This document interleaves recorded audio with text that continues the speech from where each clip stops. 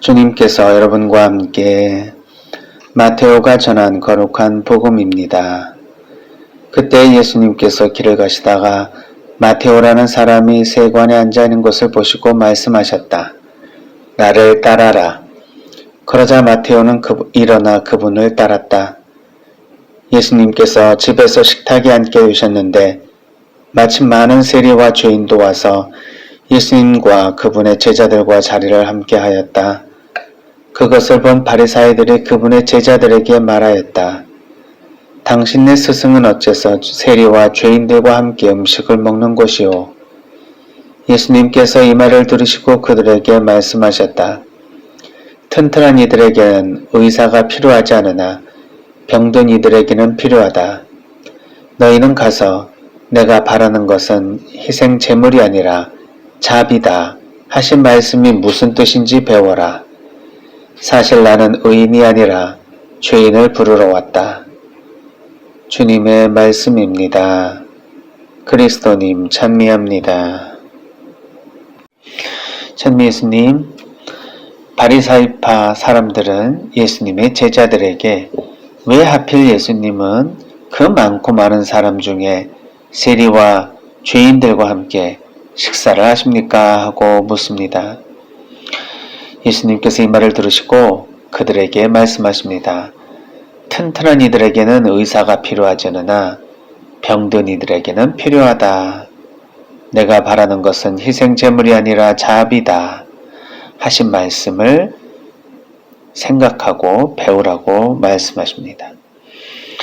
예수님께서 이 세상에 오신 것은 의인을 위한 것이 아니라 바로 죄인을 부르러 오셨다는 말씀입니다. 우리는 예수님을 필요로 합니다. 그것은 우리가 죄인이기 때문에 그렇죠. 의인이면 예수님이 필요 없습니다. 그런데 우리가 예수님을 필요로 합니까? 하고 물을 때는 네, 그렇습니다 하고 말하지만 우리가 의인입니까? 죄인입니까? 했을 때는 말로는 겸손하게 죄인이라고 하지만 우리의 의식 속에는 스스로 우리가 의인인 것처럼 생각하는 경우가 많습니다. 이것을 흔히 영적인 나르시즘이라고 이야기를 합니다. 우리가 뭐를 얼만큼 잘못했습니까? 우리가 죄를 짓는다면 얼마나 큰 죄를 짓고 있습니까? 우리가 예수님의 뜻에 따라 약간의 죄송스러운 마음으로 살고는 있지만 그렇다고 해서 우리가 뭘 얼마나 잘못했기에 우리가 죄인이라고 생각할 수 있습니까? 영적인 나르시즘은 이렇듯 우리가 사실 죄인이 아니라 그럴듯한 의인처럼 우리를 스스로 생각하게 만듭니다. 아직도 가야 할 길이라는 책으로 베스트셀러 작가가 된 스캇 펫 박사를 기억하실 겁니다. 아마 심리상담자이며 정신과 의사인 스캇 펫 박사는 사실 많은 상담을 하면서 이 세상에 정말 사탄의 존재가 존재하는가? 라는 질문을 하게 됩니다. 사실 정신과 의사로서 그리고 과학자로서 세상에 악령과 사탄이 있을까? 이 질문 자체가 관심의 대상이 아니었습니다. 그러나 수많은 사람들을 상담하면서 결코 자기 자신이 잘못했다는 것을 인정할 수 없을 뿐 아니라 자신의 잘못을 다른 사람에게 뒤집어 씌우고 자기는 결코 잘못이 없다고 생각하는 이러한 나르시스트를 많이 바라보면서 이 세상에 정말 사탄이 있다면 바로 저런 사람을 뜻하는 것이 아닐까라는 생각을 하게 됩니다. 그러면서 스캇 펫 박사는 거짓의 사람들이라는 책을 쓰게 됩니다. 이 책에서 사람의 심리를 분석하는 것을 통해 사탄의 심리가 우리 인간 안에 들어와 있다는 것을 이야기해 줍니다. 스캇 펫은 자신의 이 거짓의 사람들 책에서 이렇게 얘기합니다. 인간의 악의 가장 본질적인 심리적인 문제는 바로 나르시시즘이다. 악성 나르시시즘의 특징은 복종할 줄 모르는 자기 의지에 있다. 사탄은 그리스도가 자기보다 우월하다는 하느님의 판단에 받아들일 수 없었다. 자기가 자기의 불완전함을 인정할 수 없었기 때문이다. 일반적으로 나르시시즘을 자기 도취적인 자기애라고 설명합니다. 하지만 스카펙이 말하는 나르시시즘이란 자신의 외모에 도취되어 거울만 바라보고 있는 그런 공주병 정도를 일컫는 말이 아닙니다. 나는 완벽하다는 자만심 그리고 교만에 빠져 자신은 문제가 없다고 생각하는 사람들의 태도를 말합니다. 예수님께서 당시의 사람들 중에 가장 비판하고 그리고 악마의 족속도 회칠한 무덤 같다 라고 말하는 사람이 누구였습니까? 바로 율법학자들, 종교 지도자들이었습니다. 이들은 그 누구보다도 스스로 옳게 살아가고 있고 자신의 그 훌륭한 삶을 사람들이 본받아야 된다고 생각합니다. 기도할 때 사람들이 그것을 보고 감명을 받아 자신을 존중해 주기를 바랍니다. 그러나 그 마음 안에는 가난하고 불쌍한 사람들에 대한 연민이 없고 이 세상을 살아가는 수많은 사람들에 대한 그런 사랑의 마음이 없는 것을 예수님은 꼬집으십니다. 스스로 의인이라고 생각하는 죄인이 바로 이러한 종교 지도자들이라고 비판하십니다. 이러한 종교 지도자들의 영적인 나르시시즘은 우리 신앙인들에게도 우리가 정말 누군지를 생각하지 못하도록 만들어주는 굉장히 중요한 사탄의 심리입니다. 내 스스로 나는 괜찮은 사람이다. 나는 영적으로 뛰어난 사람이다. 나는 하느님 마음에 드는 착한 사람이다 라고 생각하며 스스로를 돌아보지 못하는 이러한 자기 도취적인 신앙은 결코 자기 자신이 죄인이라는 사실을 받아들일 수 없습니다.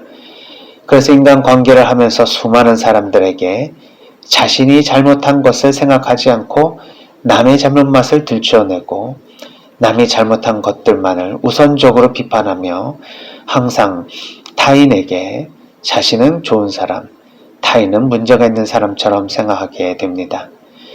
이럴 때 자기 자신이 정말 다른 사람과의 관계에서 변해야 될 것을 생각할 수가 없으니 특별히 이러한 종교적이며 영적이며 심리적인 나르시시즘을 가지게 되면 주변 사람들을 희생양으로 만들고 주변 사람들이 너무도 고통스럽게 되는 핵심적인 원인을 제공합니다.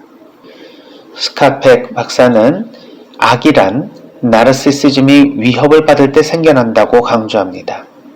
즉, 이 나르시시즘은 능동적으로 악을 생산해낸다는 것입니다. 이 나르시시즘에 사로잡힌 개인이나 단체는 자신은 완벽하고 문제가 없다고 여기기 때문에 누군가에게 책임을 전가하고 희생양을 만듭니다. 이런 악순환이 악을 확대 재생산한다는 것이죠. 계속해서 거짓의 사람들 중에서 스카펙 박사의 이야기를 한번 인용해야겠습니다. 내가 악한 사람이라고 부르는 사람들의 행동에 있는 가장 지배적인 특징은 곧 남에게 죄를 덮어씌우는 책임 전가이다. 그들은 마음속으로부터 스스로를 비난의 대상에서 제외시키기 때문에 자연히 자기를 비난하는 상대에게 손가락을 겨눌 수밖에 없다. 자신의 자아를 흠없이 보존하기 위해 다른 사람을 희생시키는 것이다. 우리 주변에는 이렇듯 스스로를 죄인이라고 생각하는 의로운 사람이 있지만 스스로 의인이라고 생각하는 죄인이 있을 수 있습니다.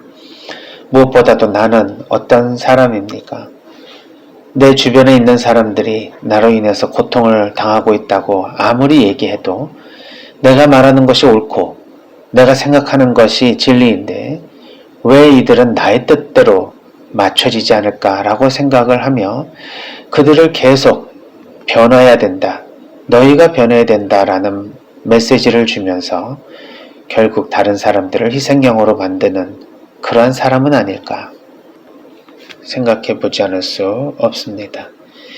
예수님께서는 의인을 부르러 오지 않고 죄인을 부르러 오셨습니다.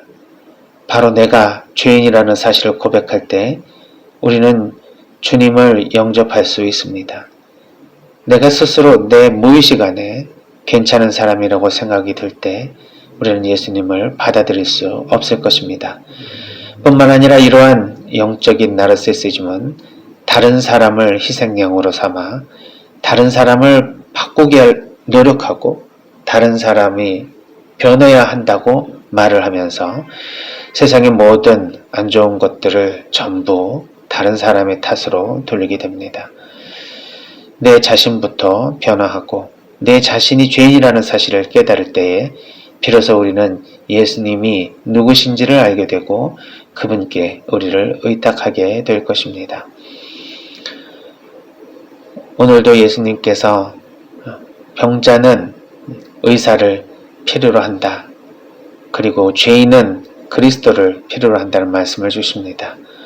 오늘 우리는 얼만큼 예수님을 필요로 하며 그분께 의탁합니까? 내 자신이 겉으로는 죄인이라고 고백하지만 속으로는 의인이라고 생각하는 영적인 나르시시즘에 빠져 있는 것은 아닌가? 한번 묵상해 보면서 내 스스로를 좀 더 잘 비추어 보고 인정할 수 있도록 오히려 주님께 더 의탁해야 할 것입니다.